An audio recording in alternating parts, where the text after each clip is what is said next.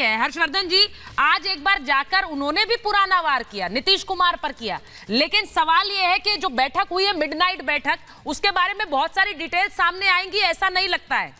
वो जिन लोगों के बीच हुई उनके बीच से बहुत सी बातें बाहर आएंगी नहीं लग रहा है, लेकिन उसका इम्प्लीमेंटेशन दिखना शुरू हो जाएगा, वो चाहे यूसीसी के तरीके से हो या फिर बीजेपी में बड़े बदलाव के तरीके से या फिर ऐलानों के जरिए।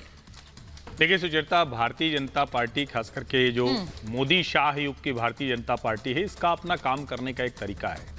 वैसे तो हम लोग ये बार बार मीडिया में कहते हैं कि ये 24/7 पॉलिटिक्स करते हैं, विपक्षी भी आरोप लगाते हैं कि तो सिर्फ राजनीति करते रहते हैं, लेकिन ये जो सिर्फ राजनीति करने वाले लोग हैं, इनको बहुत स्पष्ट तौर पर पता है कि कहाँ कहाँ कमजोरी है, कहाँ मुश्किलें हैं।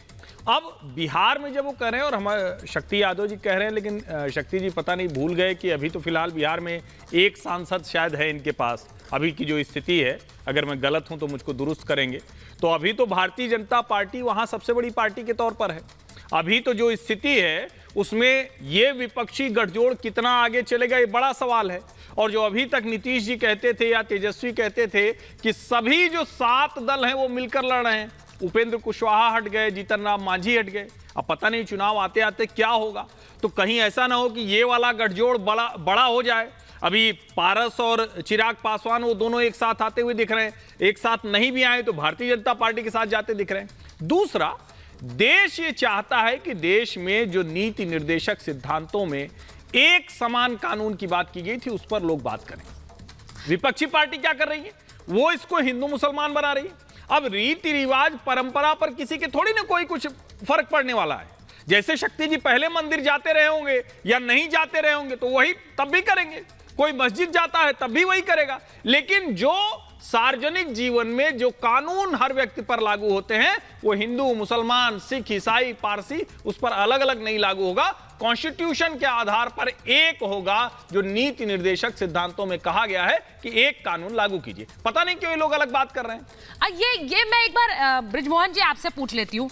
मैंने जो बात शक्ति जी से पूछी, आपकी पार्टी कभी कहती है यूसीसी सही है लेकिन चर्चा हो, यानी बीच में लटके हुए हैं। अब ये जैसे प्रधानमंत्री ने गूगली फेंक दी, अब आप लोग ये तय नहीं कर पा रहे हैं साथ जाए खिलाफ जाए कहां जाए, और इस बीच वो रेस में जो है आगे बढ़ जाएंगे, ऐसा तो नहीं होगा और आप फिगर करते रह जाएंगे कि बॉल कहां से आई।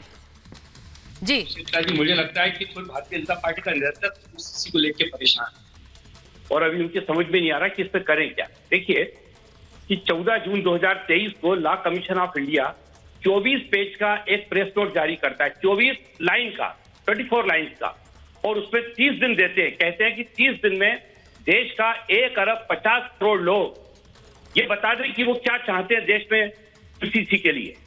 आप देखिए, और वो भी ये प्रेस नोट किस पे है मालूम आपको, सिर्फ अंग्रेजी में। तो लॉ कमीशन जो कि भारत सरकार के लॉ डिपार्टमेंट का एक अंग है, उसको यह नहीं मालूम है कि इस देश में अंग्रेजी समझने वाले कितने लोग हैं। और क्या आप 24 लाइन के कागज के ऊपर पूरे देश के 1 अरब 50 करोड़ लोगों से ये कहते हैं कि आप बताइए कि यूसीसी क्या होना चाहिए। हम लोगों की कल मीटिंग थी आदरणीय शरद पवार जी के नेतृत्व में, राष्ट्रवादी कांग्रेस पार्टी की जो नेशनल ऑफिस बियर है ना, उनकी मीटिंग थी, जिसमें बहुत स्पष्ट रूप से बात हुई है। और आपने जो कहा कि कभी एनसीपी ऐसा बोलती है वैसा बोलती, तो मैं कह रहा हूं आज तक एनसीपी ने इस मामले में कुछ भी नहीं कहा। कल पहली बार हम लोगों ने ये कहा है कि ये मुद्दा ऐसा है, जब पार्लियामेंट में आएगा उस समय हम तय करेंगे कि इस पे हमको क्या कहना चाहिए।